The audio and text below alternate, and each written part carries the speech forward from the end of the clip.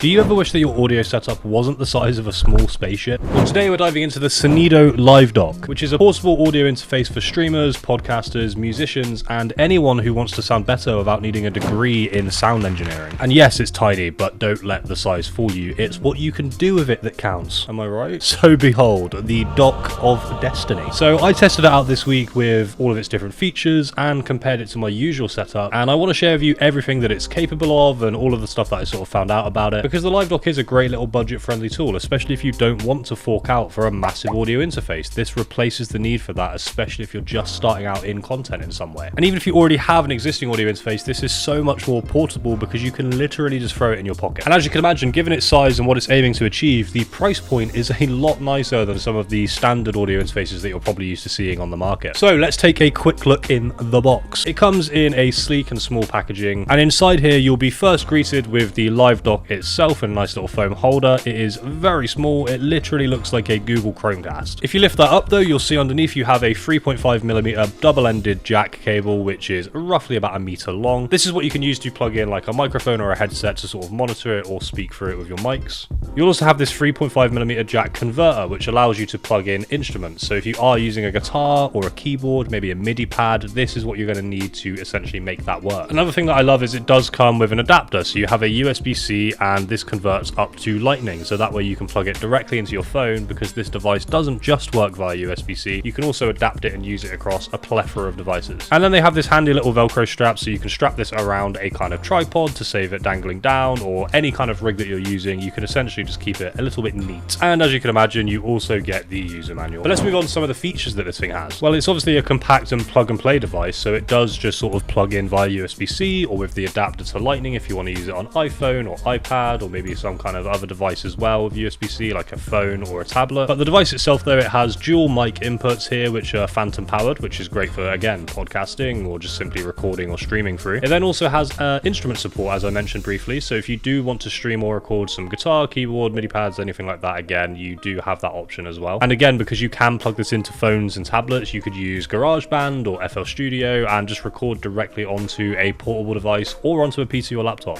There is also real-time monitoring available via the headphone port, so you can listen to yourself and check in and keep an ear on your audio levels, which is a great way to check your mics before you're going live or you start recording. And then on the actual front of the device, there's a built-in button which allows for Bluetooth connectivity, so you can also have external devices connect to this to have audio from the other device come through to this if you need to as well. You'll also notice on the side there are two separate volume controls with these sleek little buttons. One of them is for the microphone inputs, and then the one on the other side is for the headphones too, so you can kind of just adjust the volume as you're monitoring it as you go. Then you'll notice at the very bottom there is also a power port, because this thing also supports charging during usage. So for me, if I'm using this with my phone, for example, obviously the only place I can plug that in on my phone is the charge port, meaning my charge port is then taken up. I can't charge my phone at the same time. So this essentially works as a bridge for a charging cable. So I can plug this into my phone and also plug a charger into this, which will then put the power through this and charge my phone and keep it active. So that way, if I'm recording at home like this, I can just consistently keep it charged and record for hours. Or if you're recording on the go, you could use a power bank, for example, to keep your phone charged whilst you're recording portably as well. Another cool thing about that too is it doesn't just apply for when you're using a phone or a kind of tablet device. You can also, if you're just using it on your PC or laptop, still charge your phone by just connecting the cable and then plugging it into your phone. It will draw power from the device and still let you charge. So needless to say, if you've been searching for the best audio interfaces for streaming or budget-friendly audio interfaces that don't cost an arm and a leg and have 700 XLR input, then this thing can be a very quick and, more importantly, a budget upgrade for your setup to get you going in that space and having a bit more autonomy over your audio. It's at this point in the video that I would normally do a kind of sound test, or if I'm doing a tech video, I typically do a little portion where I kind of test the device to sort of show you guys what it sounds like in real time.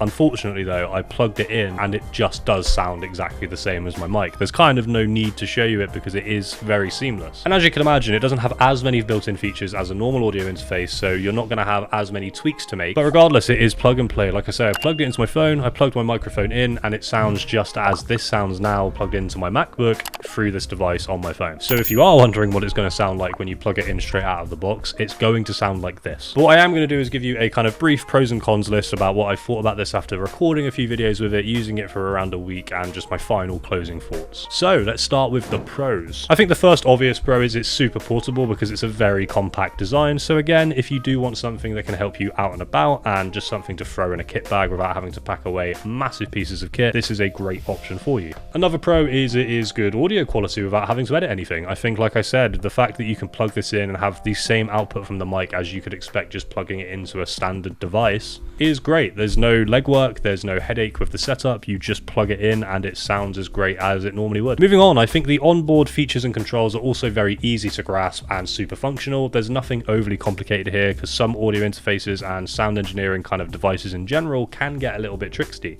Whereas this one is very much just some volume controls and plugging it in and getting going. So it is truly plug and play, which we love, and it's great for a budget device. And then I would say the final pro on the list is the compatibility is pretty great. So whether you're recording at home, streaming at home, recording on the go, doing instruments even, then this thing does cover quite a lot of bases, and it's just a good little thing to have in your back pocket at any time. Moving on to the cons though, I think the first thing to point out is obviously this isn't a studio grade device. It is aimed at being a budget solution to an audio interface setup. So if you are looking for something with a more diverse range of onboard controls, then you might need to look elsewhere and unfortunately spend a lot more money. And the only other con that kind of sticks out to me is there is no companion app or software that goes with this device. And that means there's no real deeper tweaking other than stuff that you do in your own kind of editing software. So again, if you are looking for more intense and kind of higher control over your audio, then you'd likely need to do that manually in your own kind of software post actually recording it. But honestly, at this price, this thing is a steal and it is just super easy and fun to use. So if you're already in the space or if you're getting into streaming, recording and podcasting and you do want a budget solution of getting audio to just be a little bit easier and better for you, then ultimately I do think it is a great option for you without completely wrecking your wallet. If you want to check this out to get one for yourself, I'll leave a link at the top of the description for you with a code for 10% off if you are fast enough. It won't last forever, so if you want it now, get it now. If you like free stuff too, my website is also linked below with a ton of free artwork that I've made, as well as a super cheap everything pack as I call it, which is just a whole bunch of artwork across a bunch of different colors, and it kind of encompasses everything you'll need to get going on Twitch, like a banner, some logos, some overlays, etc.